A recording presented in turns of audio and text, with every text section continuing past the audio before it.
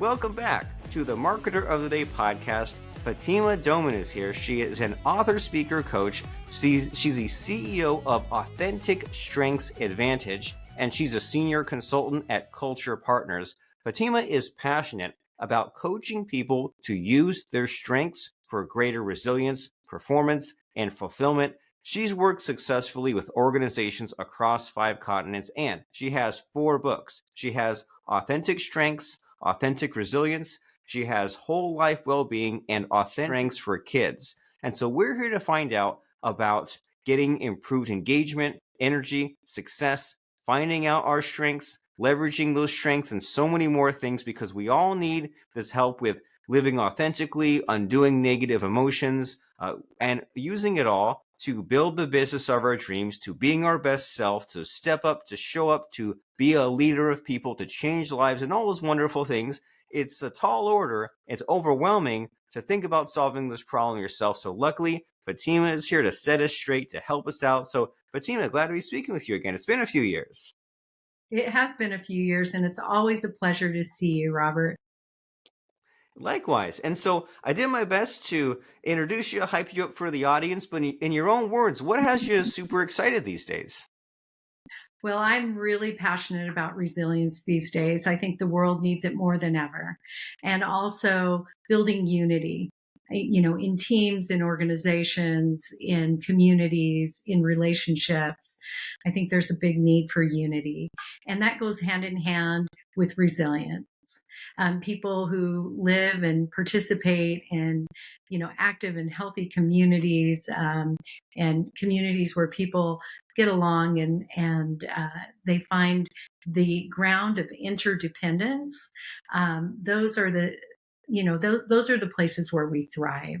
Human beings, as human beings, we thrive in relationship, and it's not a solo journey for us. So I'm very interested to share some tools that come from the science of positive psychology, that are rooted in over 1,000 global research studies that are peer reviewed. And all of my books, all 4 of my books, are based on the science of positive psychology. And what I've done is I've demystified this big science and made it more practical and applicable to the average person. And also, since today we're talking about work, how we can use these tools in our work as well.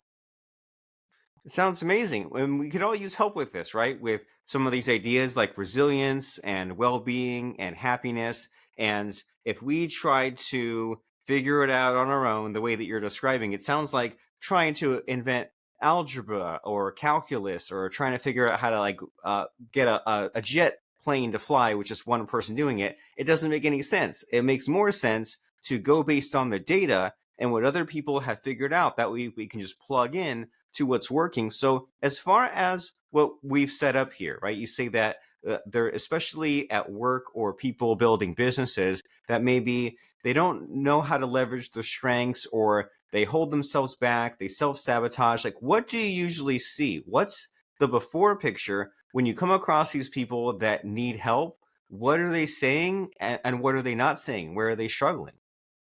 Sometimes people don't understand that if they could discover their unique strengths profile, they could learn how to leverage their top strengths. We call them signature strengths in positive psychology, because they're as unique to us as a fingerprint. So everyone's strengths profile is that unique. And there are over a sextillion possible combinations. So 50 of the world's most elite positive psychologists and psychologists from traditional psychology, and also sociologists, came together with $1 million of funding, and they created what's called the VIA Strengths Survey. And you can take it on my website, AuthenticStrengths.com. Over 25 million people have taken it around the world now, representing every country on the planet. So there's a tremendous body of research that we can draw from. And what we know now is that when people leverage their top strengths, they get more energy, more fulfillment, resilience goes up. Their relationships flow better. They're just more engaged at work and in life. And who doesn't want that? So there are some very practical tools that we can use to leverage our strengths more consistently. And we want this, right? If we don't know our strengths, we don't know how to apply it, it'd be really difficult to kind of get through this. And so you're saying that where you left off there about how once we know our strengths, then we can kind of accomplish this. So, like, how does this work? Someone goes to AuthenticStrengths.com, they take the survey, and what I find about frustrating about some of these like personality tests, like a Colby or a Myers Briggs or whatever, is I take it, I'm just like, okay, that's nice to have a value, but I don't know then how to apply it. So tell me about what it's like to then, once someone figures out these strengths, then what kind of change do they begin to make? Right. So, and by the way, it's authentic strengths, plural, and S at the end of strengths.com. And it only takes about 10 minutes. Some people maybe 15 minutes to take the survey, and you'll get a free 2-page report at the end. Now, if you want to get a more comprehensive report that coaches you through your strengths and how to leverage them, you can pay for that. But you can also use one of my books to help you leverage your strengths. It's really important to understand what your strengths profile is, what your top strengths are. Because if you know what those are, it's kind of like, it gives you permission to really spend more time in that area. For example, strengths, I'll just list off some of the strengths just off the top of my head. There are 24, and scientists went around the world. They studied the wisdom literature from around the world. They visited most cultures, and they distilled, what do human beings really value? What did they consider to be human virtues, human strengths? There are things like leadership, teamwork, honesty, perseverance, humor, kindness, uh, forgiveness, uh, prudence, gratitude. So there are 24 of them. And when we use them, especially at work, I mean, let's just get real. We spend most of our lives at work. So if we want to infuse ourselves, I call it a stress inoculation, really, to get on what we call the positive upward spiral in life. If we want to infuse ourselves with this positivity, what better way than to tap into what we value most and what we enjoy doing and using the most, and where we bring our strength to the table. That's why it's so energizing, because we feel good when we use these strengths. So they're part of our unique psychological profile. And if we can discover what they are and intentionally find ways to use them more in our work processes, in our tasks, in our daily lives, the science shows that anxiety and depression go down, engagement and goal attainment, and so many things are boosted for us. Wonderful.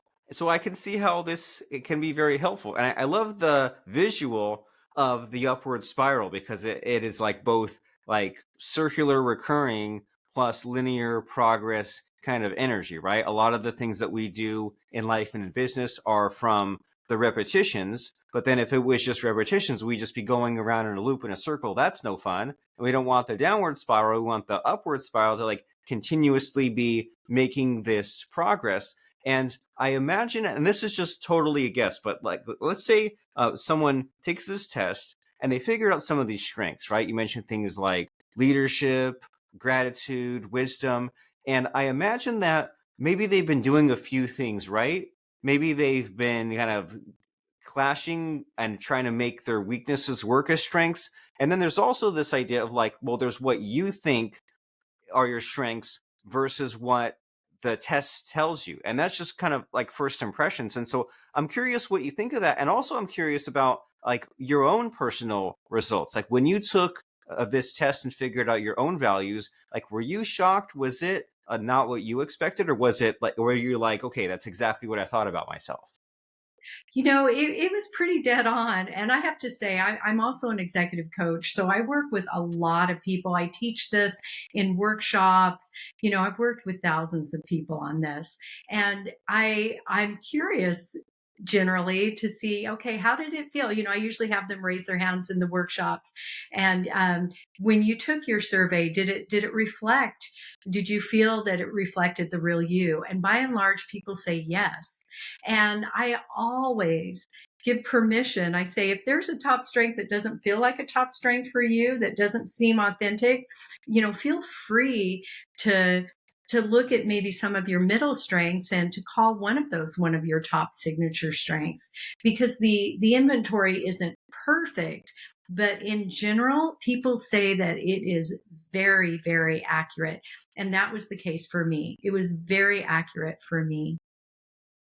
Well, I love it. And so are the results all over the map? Like, you think of how there's like people have different blood types, but there's like one that shows up more than another. And sometimes you see the way that populations are clustered, you see like more common of this and rare of that. As far as the strengths that people find, are there some that are like close to universal? Are there ones that show up a lot, or is it like evenly distributed?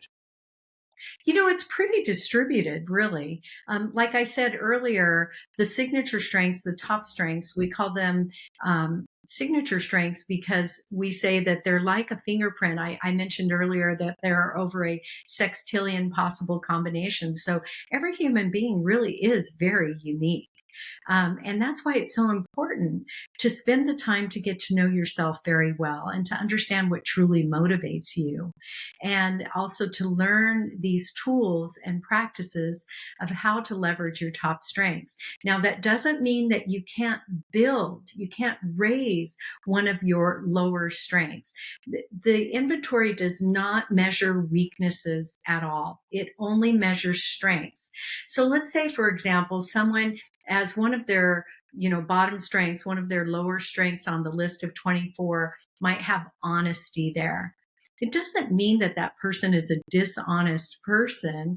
What it means is that they don't get as much energy from using honesty as they would perhaps maybe gratitude is their number one strength, or social intelligence might be their number one strength.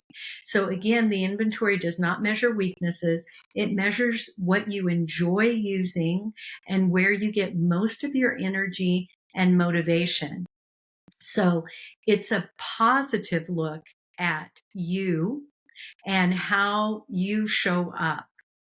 And I think it's really interesting too, when I use the science of positive psychology in my workshops, I talk about a solution focus rather than a problem focus. So that's another thing that we know from the research that I think is really profound. And that is that when you're being coached or you're coaching yourself to achieve a goal, if you focus on solutions rather than problems, goal attainment, some research studies have shown it goes up by 80%. That's a really big number. So why? Why do you think, and I'm going to ask you, Robert, why do you think when we focus on solutions rather than on problems, that we tend to achieve our goals so much quicker? I think because it's future focused and that solving the problem is more exciting. You get to the other side. It's the problem's just the start of it, right? It's what gets your attention. But if you live there, if you get held there, then you're basically wallowing, you're treading water. And so I think focusing on the solution after the problem is a lot more fun because it say, hey, here's getting to the finish line, here's getting to the reward, the end result. Yeah, it's so much more motivating and hopeful rather than when you focus just on the problem and how to fix a problem. The language is so problem oriented that people start to feel mired in the problem. They get stuck. And also, your body will cascade negative chemicals. The more you focus on a problem that really stresses you out, you tend to get stressed out, you know, physically. That means that your brain is not functioning at optimum. Whereas when you're focusing on solutions, you get hopeful and motivated. And this is connected to what positive psychologists call the broaden and build theory. And that is that the more you focus on, the solution or on positive aspects, the more you broaden your capacity to see connections in puzzles. Your brain works better. You build upon, one idea will build upon another. Solutions start to cascade. So because of that, we our mental focus and our mental capacity works much better when we're focused on solutions than on problems.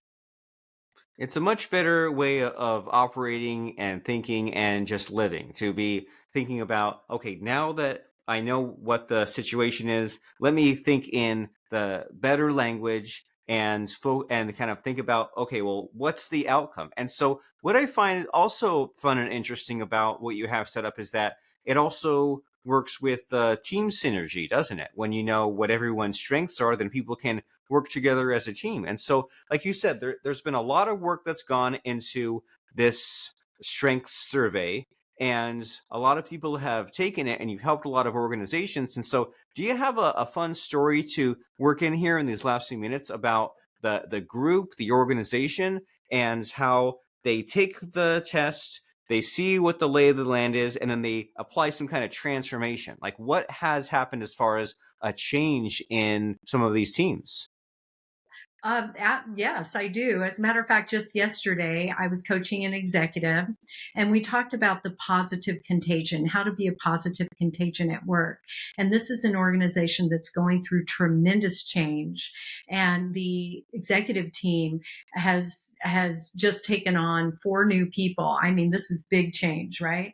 And so this person is talking about how they can impact the team and how can they're new to the team and that sometimes they feel a little uncomfortable asking for more guidance because they know everybody's so busy and it's just hard to get the mentoring that they need. So we talked about how to come at it from a solution focus and talk about how this would benefit the team, and the way we speak and ask for our needs, the way we interact with others is really important. So I coached this person with some positive psychology principles on how to make the language all solution focused and get on that positive upward spiral with the team and with their superior as well. So that's just one little anecdote. I'm also working with an organization that has me coming in to do team building, and what I'm going to have them do first and foremost is to get a really clear understanding and also appreciation, to gain an appreciation for their colleagues' unique strengths, skill sets. Because if they start to really appreciate the character strengths in their colleagues, even though they're very different from their own, they'll start to see that everyone is playing a vital role in what we call the team strengths culture. And the more diverse that culture is of strengths, that that the stronger the team is because it helps to eliminate blind spots on the team. So that's a real power for teams, is to gain that understanding of their team strengths culture. Well, great. It sounds like a recipe for unstoppable success when you have these teams that are diverse, that have all these various strengths. And so, as far as this concept that you have, it almost sounds like a job interview question, but like, what am I not asking you? Like, in this conversation we're having, talking about teams and helping your organization thrive and everything that goes along with that, what's the missing hidden question in our conversation today that I just don't know to ask you? Well, I would say maybe today just more questions around resilience and why building resilience is so important, and why these science-based tools to build resilience can be game changers at work, because people are reporting higher levels of stress and anxiety and depression than ever. And although building resilience is not, the silver bullet, I mean, there are many, many ways that we can show up at work with greater energy and excitement and well-being, build our well-being. But this is one aspect of it, using these positive psychology tools to build our resilience. And let's just define maybe resilience. That's another question you could ask. Let's define what resilience means. It's the ability to bounce back from setbacks and challenges. So all of us, I think, have. I think you'd be hard pressed to ask anyone that you ran into today. Do you feel that there are challenging things in your life right now, or things that worry you and stress you? And so, if we were to give people tools to bounce back from those stressors, those challenges, those setbacks, how very important and helpful that would be. I think it would be. And this idea of stress, I always think, well, I definitely don't want a life without stress, right? We want to achieve a lot. We want to have some kind of struggles, but then sometimes it just seems like it's unnecessarily hard, right? And we can use a little bit of help to figure out how to get this resilience, how to get this kind of bounce back factor. And so in our last couple of minutes here, just since we're wrapping up this topic of resilience, do you have any just quick words of advice for someone out there who feel like they're more overloaded, more stressed than ever before, and they're looking for help with resilience and everything that you've seen, all your books, all your travels? Do you have sort of just one last final nugget of like a tip about resilience and bouncing back? Yes, I do actually. Let's all learn to shift from what's wrong to what's strong. Let's discover our unique strengths and how to leverage them, moving from what's wrong to what's strong. Wonderful. Moving from what's wrong to what's strong. And what that tells me is that probably shouldn't be seeking the easy solution. We should be doing what's right. And sometimes you say, well, I've got this pile of work in front of me. I've got these problems to solve. I've got all this stuff to do. And I could just quit. That would be the easy way out. But instead, I need to stick to my commitments. I need to be a responsible person. I have to follow up, follow through. And so, as far as some next steps here, I know that you have your excellent book, Authentic Resilience, and you have your YouTube channel and you have your website. So, can you tell us, if someone was super impressed and excited with what you had to say today, what should someone look into next? Where should they go? So they can look up some of my very brief 3 to 5 minute videos. They're quick teaches on some of these practical tools. They can find me on YouTube, Fatima Doman, and they can go to my website, AuthenticStrengths.com, and find some resources there as well. There are some blogs there, lots of videos that they can watch. They can take the free strengths inventory, just scroll down the landing page and click on the blue button that says Take Free Strengths Survey. That's a starting point. And of course, there are several books behind me that I've written. So if they like authentic resilience, there are other books that they can look into. And I've even written a children's book just to help educate kids in a really fun way that rhymes on their unique strengths. Very nice. So fun for all ages, right? Everyone needs to know about this. And if we aren't aware of our own strengths, we might just be making our own life and our own workplace and our own business and career just harder than it needs to be. It helps to be informed. It helps to have these tools. So we said AuthenticStrengths.com. That's plural. That's the website where we can take the survey. And then that book is Authentic Resilience, Bringing Your Strengths to Life on Amazon by Fatima Doman. And then go on Facebook and subscribe to Fatima Doman, which is a positive psychology channel that will bring out the best in you and in those you seek to positively influence. And there's no downside to that. The And downside it's on is YouTube. The channel's on YouTube. Just look me up on YouTube, Fatima Doman channel. Fatima Doman. That's Fatimadoman. And get tuned into some of this stuff because it's important. You need it. People need you. And any final words before we sign off and send people to YouTube and AuthenticStrengths.com? I guess the last thing I would say is learn to spot strengths in others as well, especially youth. If you can start with kids and start spotting strengths in them and helping them to discover their strengths, um, just think of the positive impact that would make on future generations. I love it. The ripple effect. Well, so much food for thought here. Great ideas. And thank you for educating us today, Fatima, about this concept of authentic strengths, your YouTube, your book, and your website, where people should go right now to take that free strength survey, understand your unique profile to empower your personal and professional life. Go ahead, do it right now and go there. And Fatima, thank you so much for showing up, stopping by, and helping us out and giving us some great advice. I really appreciate it. Always a pleasure. Thanks for having me, Robert.